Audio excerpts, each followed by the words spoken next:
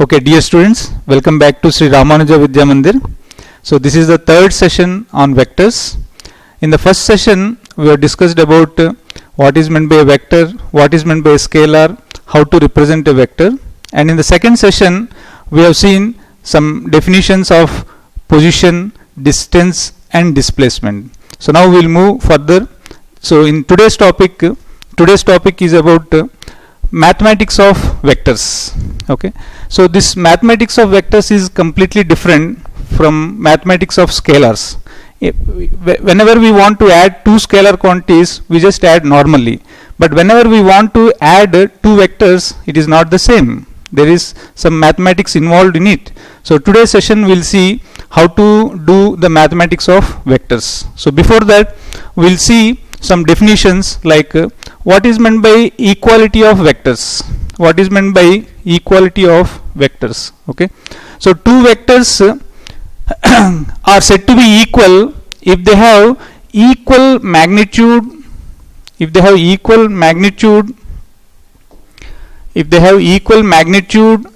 if they have same direction. So this is very, very important. Okay, so even if one of the component is missing, then those two vectors are not equal.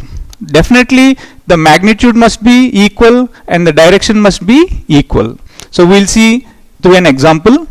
So let us say here there is a box, okay, on which a force of F1 is equal to 2 newtons is acting.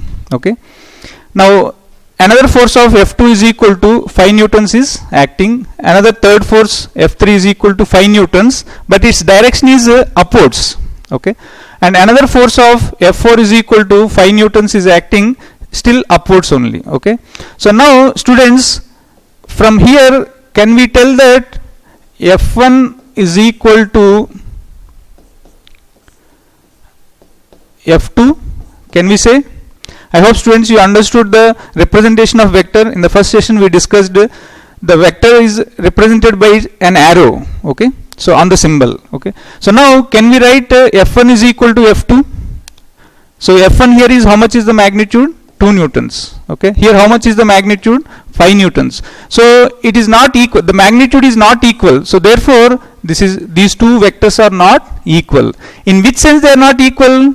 They are not equal in terms of magnitude. They are not equal in terms of magnitude, even though their direction is same. See here, this direction is right side, this direction is right side. So even though they have the same direction, but they don't have equal magnitude. So therefore these two vectors are not equal. They have same direction,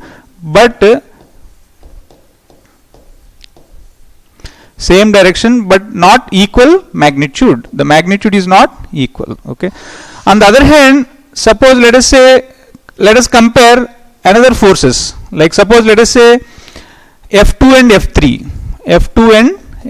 So F2 is equal to F3. Can I write like this, students? F2 and F3. Can I write that these two vectors are equal?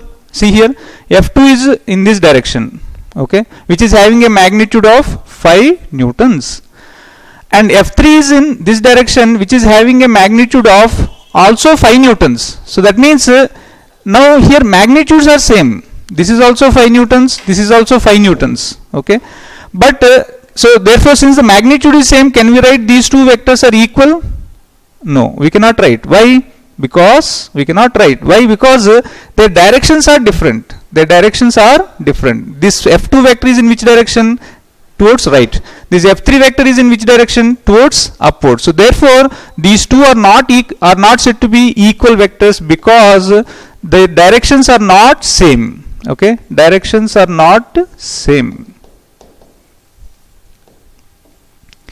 Directions are not same, even though they have same magnitude.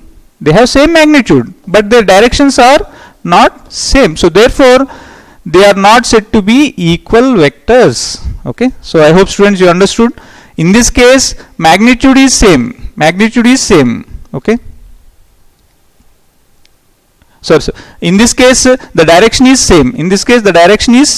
Their magnitudes are different. This is 2 newtons, this is 5 newtons. In this case their magnitudes are same. that is 5 newtons and 5 newtons. Okay, so magnitudes are same but directions are different. So therefore these two are not equal vectors. Okay, now on the other hand, suppose let us say if I compare f3 vector with f4 vector, f3 vector with f4 vector. Okay, so students, can we tell that f3 vector is equal to f4 vector? Let us see. f3 vector is towards upwards, having a magnitude of how much? 5 newtons.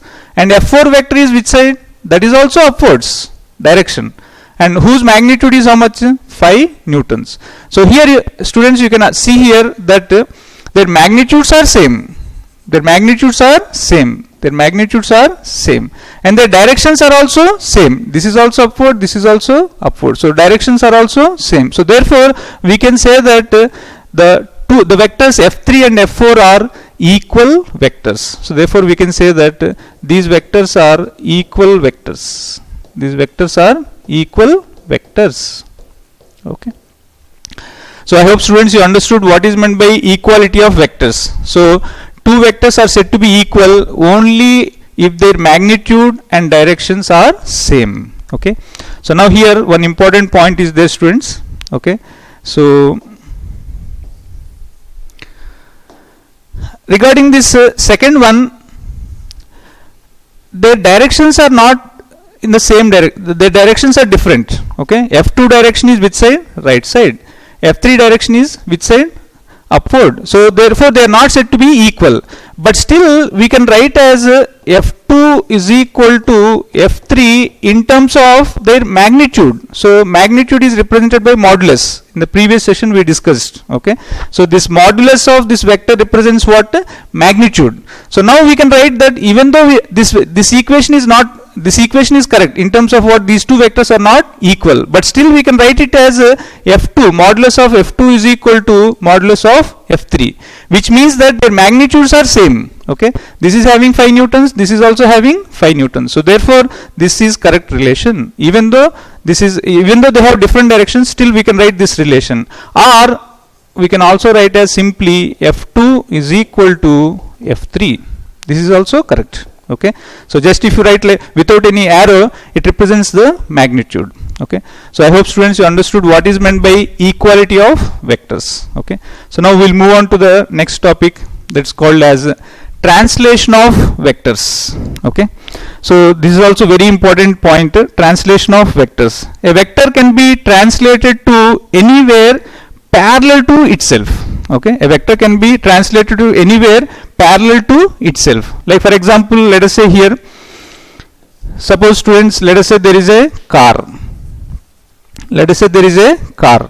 Okay, so this car is going from point A to point B.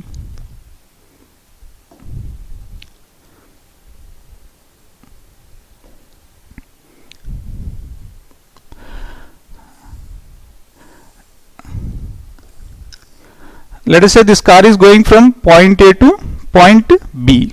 Okay, let us say this is the point B. Okay, so this can be represented as a vector like this. Okay, I hope students you understood. The car started from A and went to B.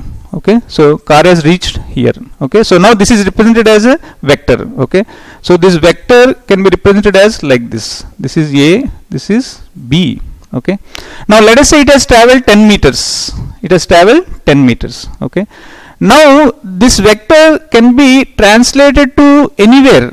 Okay, that means we can translate it to anywhere.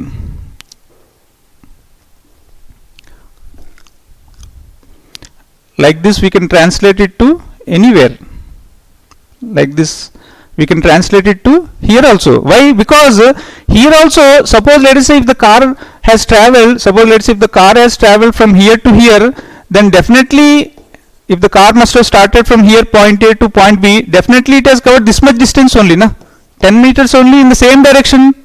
So that means whatever the vector representation we have represented in the previous diagram, that is this one, that is vector AB, it is nothing but same. So that means these two vectors are same. We just have translated. So therefore same thing we can translate to anywhere but parallel to itself. We can even translate it to like this also, anywhere. Okay, Like this we can translate to anywhere. So this vector is being translated to here. So this is point A, so this is point B. So here the point is a vector can be translated to anywhere but parallel to itself. So suppose let us say these are the points. Okay, so here we can just shift it to here, this side. So this is A, this is B. Okay, so now students, you may have doubt that is it just only horizontal vector which can be translated? No, it can be anything. Suppose let us say there is a vector in this direction. Okay, so now here we can even translate this vector also, but what is the condition? Parallel to itself. Now what is the parallel direction for this?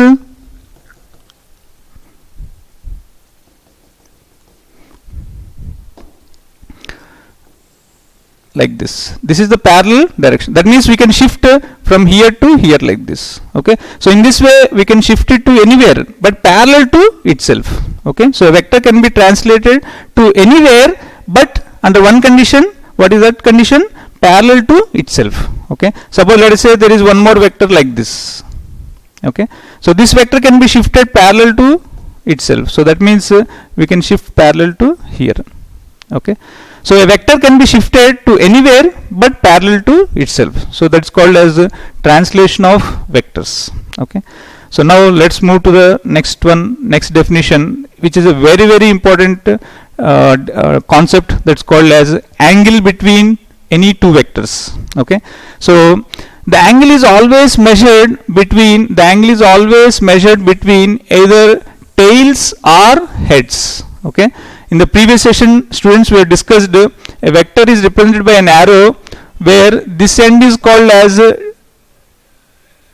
tail and this end is called as end. Okay, so in the previous session we have discussed how to represent a vector. Okay, so now whenever we are asked about the angle between two vectors, it is nothing but the angle between only either two tails or two heads. It is not the angle between one tail and one head. Okay, so you have to be careful. Okay, so therefore let us see one example here. Okay, so here there is a vector, here there is a vector A, here there is a vector A bar like this. Okay, and here there is a vector B bar like this. Okay, this is a B bar vector, and here the angle given is 60 degrees. So now the question is, what is the angle between A bar and B bar?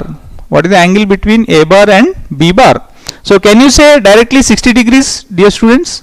No, we cannot say.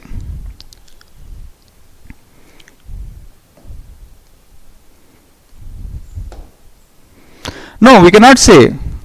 Why? Because the angle between two vectors is defined only between either two tails or two heads. Okay, so now let us see how to find out the angle between these two vectors. So now, just now students, I told about how that we can translate a vector to anywhere but parallel to itself. So now let us see, suppose let us say if I translate vector A,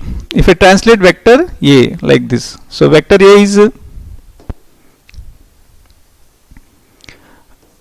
this one. This is nothing but vector A. Okay, now vector B, now I want to measure the angle between these two vectors, so therefore I have to bring the tails of these two vectors to one place. So now the other vector B vector is here, so now I can shift it parallel to anywhere, no? Just now I told, so therefore I can shift it to like this. Okay, like this I can shift it. So therefore when I shifted this one here, this is nothing but called as B vector. This is nothing but called as B vector. Okay, so I hope students you understood that we can translate the vector parallel to itself. Okay, now this is the tail of vector A, and this is the tail of vector B. So therefore now this angle is called as the angle between the two vectors. How much is this angle, dear students? We know this total angle is how much? 180, out of which this is 60, so therefore this is how much? 120 degrees. So that means the angle between the two vectors is now 120, not 60. So you have to be very careful. Whenever we are asked to find out the angle between two vectors, we should always see the either two tails or either two heads. Like for example, we can also find out this angle by placing two heads together. Suppose let us say I take this vector A like this vector. Now I can shift this vector B, I can shift this vector B parallel to itself anywhere. So therefore I am shifting to here like this. I can shift it to here like this. This is called as B vector. Okay, I shifted parallel to itself. Okay, that is the condition for translating the vectors. Now this angle is called as the angle between the two vectors. How much is this angle, students? Here they gave the angle made by this B vector with horizontal is how much? 60 degrees. Okay, so that means if this is 60 and if you draw a line here, this is also 60. Okay, so that means this is total angle is how much? 180, out of which this is how much? 120 degrees. Same answer. Here also we got how much here? 120, here also 120. I hope students you understood how to find out the angle between two vectors. It is always the angle between either two tails or between two heads. Now students, some of the students may ask that sir, can we find out, can we tell that this angle also, can we tell that this is a tail, this is also a tail. So now can we say that this is also, this also can be the angle, this also can be the angle? Some students may have doubt, because this is also nothing but the angle between two tails only. So now how to tell? So now if you calculate this angle, how much you will get? Students, we know the total angle is how much? 360 degrees. Out of which this is already 120. So this is how much? 240. So this angle is 240. So always remember students, we should not take this angle 240 degrees. We should always take the angle which is less than 180 degrees. So here one important point is there, that the angle should be less than 180 degrees. I hope students you got this point, that some students may have doubt that sir, this angle also can be the angle between the two vectors. No, it's not. The angle between two vectors is only 120 degrees. Okay, so that is about the angle between two vectors. Now let us see one example, very beautiful example. Okay, so here there is an example. What is the angle between A bar and C bar, B bar and C bar, and A bar and B bar in the given equilateral triangle? This is a given equilateral triangle where this is called a vector A, this is called vector B, this is called as vector C. Okay, since this is an equilateral triangle, we can say that the angles made by each side is 60 degrees, 60 degrees. Okay, so now how to find out the angle between A bar and C bar? Okay, this is A bar, this is C bar. Okay, so now how to find out? So first we will take A vector like this, C vector like this. Now the tails of these two vectors are anyway coinciding here. The tails of these two vectors are anyway coinciding. So therefore we don't have to shift to any other position. So therefore now what is the angle between these two vectors, students? 60 degrees. So therefore the answer is 60 degrees. The answer is 60 degrees. Okay. Now let us see what is the angle between B bar and C bar. B bar and C bar. Okay. So B bar and C bar. Okay. Now there are two ways. Okay. One way is either by joining their tails or by their heads. Okay. Now let us see here. Already they have given the B vector is towards this side. The B vector is towards this side, and C vector is also towards that side. So anyway, in the given diagram, the two heads are at one place only. So now what is the angle between these two? 60 degrees. So therefore our answer is 60 degrees. Okay. Or otherwise, if you can join the two tails also, your answer should come out to be how much, students? 60 degrees. Let us see here. Suppose let us say you take B vector here. Let us say this is the B vector. Okay. Now C vector I will shift parallel to itself. I will shift parallel to itself. Okay. So if I shift parallel to itself, I can write this as what? C vector. Okay, I hope students you are able to understand C vector. Okay, so this is B vector. I shifted C vector parallel to itself, so therefore this is the C vector. Now the two tails are joined here, so therefore this must be the angle between the vectors B bar and C bar. So how much is that angle? Let us see here. Okay, now already we know this angle is how much, students? This is how much? 120 degrees, because total angle is 180 degrees. Okay, so now they gave the angle between this is how much here, students? 60 degrees. Okay, and this angle is how much, students? Here this is also 60 degrees. So now total angle is how much? 180. So therefore this angle will be 60 degrees. So again you got the same answer, 60 degrees. So therefore the angle can be measured either between two tails or between two heads. Okay, last example, last bit, that is how to find out the angle between A bar and B bar. Okay, so now A bar I am taking like this. This is called A bar. Okay, B bar. Okay, so B bar is like this. B bar. Okay, I shifted parallel to itself. I shifted parallel to itself. So now if I shift parallel to itself, now the B bar vector is making an angle of how much here? 120 degrees with the horizontal line. So therefore this angle is how much, students? 120 degrees.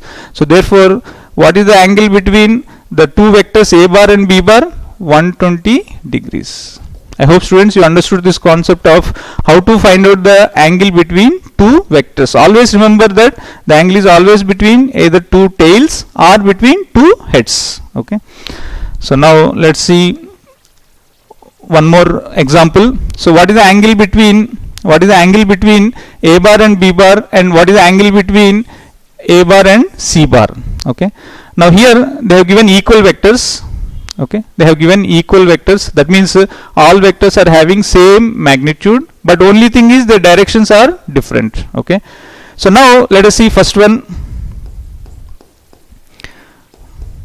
A bar and B bar. So I joined A bar. Okay, now B bar I am joining, I have to join either two tails or two heads, so therefore I am joining here only. This is also B bar. Okay, now what is the angle between these two vectors, students? It is 0 degrees. Okay, next, what is the angle between A bar and C bar? A bar and C bar. So first I will take A bar vector, then I will take C bar vector. C bar vector is in which direction, students? It is in the left hand side. Okay, so therefore I will take A bar little bit here, A bar. Now this is the tail of A bar. Now I will join to the tail of A bar, C bar. Okay, this is the tail of C bar. Okay, so now what is the angle between these two tails?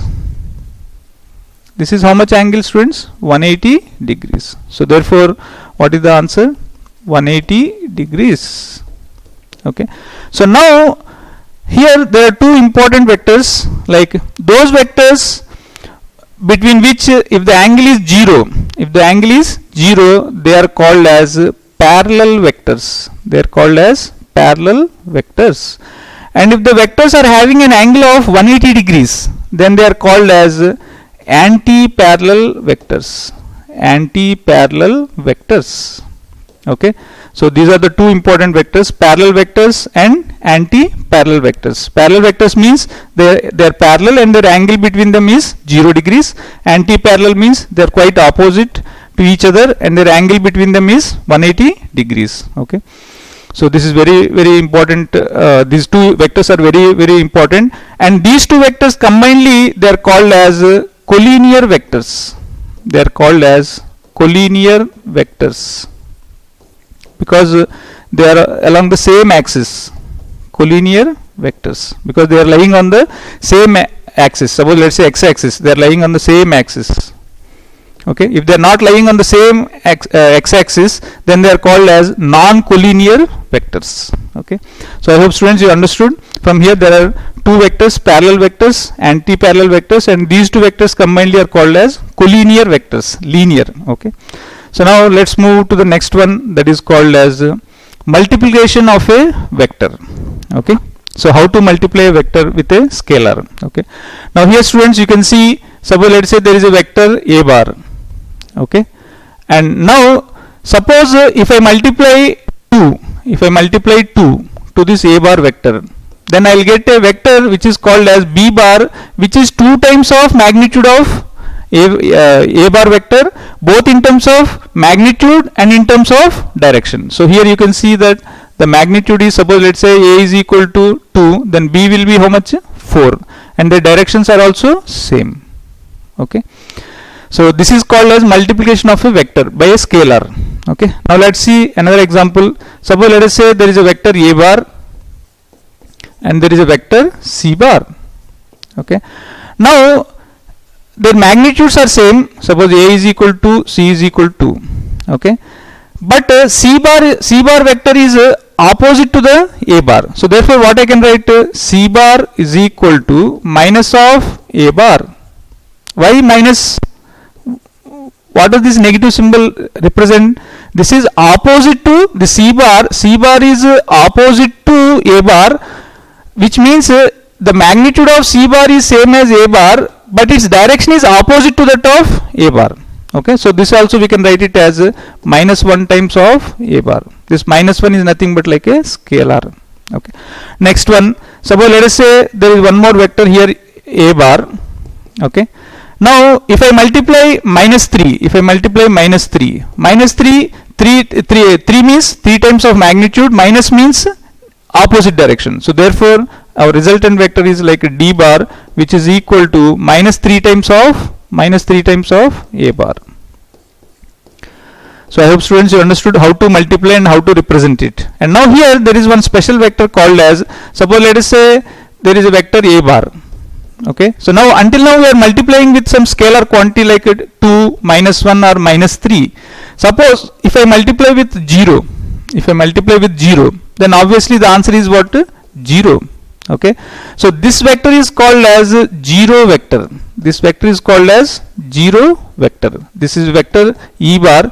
This vector e bar is equal to 0 times of a bar. So that means e vector, the resultant vector is magnitude is, the resultant vector's magnitude is 0, but it will have some direction. The direction is right side, same as the direction of a bar. So it's called as 0 vector, means whose magnitude is 0 but have got some direction. Okay, so now let us take one question. Draw half of a vector and minus half of a vector and 2 times of a vector. Given a vector is this one. Okay, so now how to draw, students? So now here they are asking, first one is what? Half times of a vector. Here scalar quantity is what? Half. Okay, so therefore we can draw it as half times of, suppose let's say if a is equal to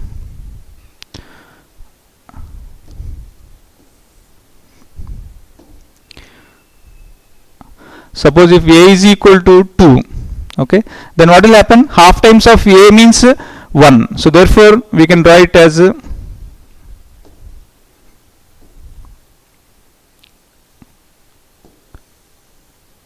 here.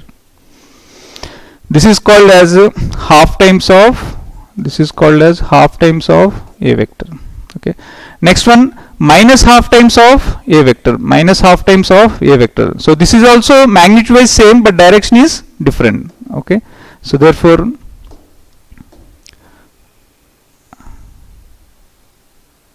here we can write it as minus half times of a vector. Okay, now let us see how to draw 2a vector. Okay, how to draw 2a vector? 2a vector can be drawn. This 2a vector is nothing but 2 times of a vector. So therefore this is called as 2a vector. Okay, I hope students you understood how to multiply a scalar quantity with a vector. Okay, so now let's move to the next one, that is called as addition of vectors. Okay, so this addition of vectors is completely different from our normal addition. Okay, like normal addition of scalars. Okay, why it is different? The difference is because the vectors have got direction. So therefore there is a lot of difference between addition of vectors and addition of normal scalars. If you suppose let's say there are two scalar numbers 2 plus 2 and 3, if you want to add, just you have to add 2 plus 3 is equal to 5. But suppose let us say if you are given two forces, 2 newtons towards right, 3 newtons towards left, then you cannot add just like 2 plus 3 is equal to 5. Okay, so therefore there is complete difference between the addition of scalars and addition of vectors. So today we will see what is meant by addition of vectors. What is meant by addition of vectors? It is nothing but the resultant effect of the vectors. It is nothing but the combined effect. It is nothing but the combined effect of vectors. So when we say addition, it is nothing but the resultant effect. The resultant effect. I'll explain what is meant by that resultant effect. Okay. Now, for example, let us say here, here we are applying a force of how much here? F1 is equal to 5 newtons. Here we are applying a force of F1 is equal to 5 newtons. Now, here only one force is acting. Only one force is acting. Because of this, what will happen, students? Because of which the block will move in this direction only. In this direction only. So that is called as resultant force. So what is the resultant force, students? That is nothing but 5 newtons towards right. Towards right. Okay. Now here let us see second example. In this case there are two forces acting. One force is how much, students? 5 newtons. Another force is 7 newtons. Okay. Now they are acting in the same direction. They are acting in the same direction. So now what will happen? Just imagine, students, if somebody is pulling this box in this direction with two forces, one force of 5 newtons, another force of 7 newtons. So you can just visualize that one, and you'll see that the box is moving finally towards this side only. How much? F resultant is equal to how much, students? Here 5 newtons plus 7 newtons, that is equal to 12 newtons towards right. Right, students? Okay. So now here finally the box will move in the right direction only, but with how much? 12 newtons towards right. Now let us see third example. Let us see third example where one force is acting towards right. Same first force F1 is equal to 5 newtons. Second force is acting now in opposite direction. Second force is acting in the opposite direction. One person is pulling this box in right direction with a magnitude of 5 newtons. Second person is pulling this box with a magnitude of 7 newtons. So now, students, you can just imagine in which direction, just by common sense you can tell in which direction the box will move. This magnitude is 5, this magnitude is 7. So therefore we can just by common sense we can see that the box would move this side. How much here? 7 newtons is more. So therefore 7 newtons minus 5 newtons, that is equal to 2 newtons. So therefore here the result, so the box would move like this. So here the resultant force is equal to how much here, students? 7 minus 5, that is equal to 2 newtons towards left. Now students, you may ask me that sir, you are just subtracting or adding just like scalar quantities like here, but it is not true for all cases. Here the two forces are lying on the same axis. Okay, I will give another example. Suppose let us say in this example suppose in this example now the same forces here, how much? 5 newtons, 7 newtons. Here also 5 newtons, but in which direction? Right direction. And here this second force is acting in which direction? Upward. Now what is the resultant effect? Resultant effect of these two forces. Resultant effect of these two forces. So now can you say that the resultant is equal to 5 plus 7? 5 plus 7, that is equal to 12 newtons. No, it's not correct. Why? Just by common sense you can see that suppose if you pull a box towards right side with this much force and towards upward with this much force, in which direction it would move, students? In which direction it would move? It would move in this direction, right? Students, it would move in this direction. This is the resultant direction, correct or not? This is the resultant direction. Okay, because the combined effect of this force and this force and this force is towards this side. It will not move this side. It will neither go this. Will it go this side? No. Will it go this side? No. So therefore we cannot say just like in the previous examples we added 5 plus 7 12, 7 minus 5 2 newtons. Here also we cannot say 5 plus 7 is equal to 12 newtons. No, it's not correct. Okay, so therefore there is a separate method of how to add two vectors,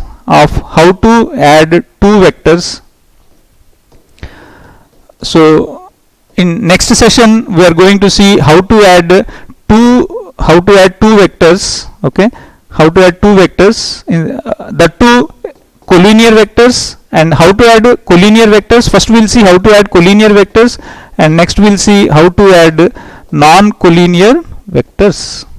Okay, I hope students you understood today's session. In today's session we just saw the definitions of what is meant by equality of vector, what is meant by translation of vector, what is meant by, or how to find out the angle between two vectors, and then how to multiply a vector with a scalar, and then we just introduced the addition of vectors. So from this topic of addition of vectors, our actual vectors will start. So in the next session we are going to see a very important topic of how to add two vectors, collinear and non-collinear.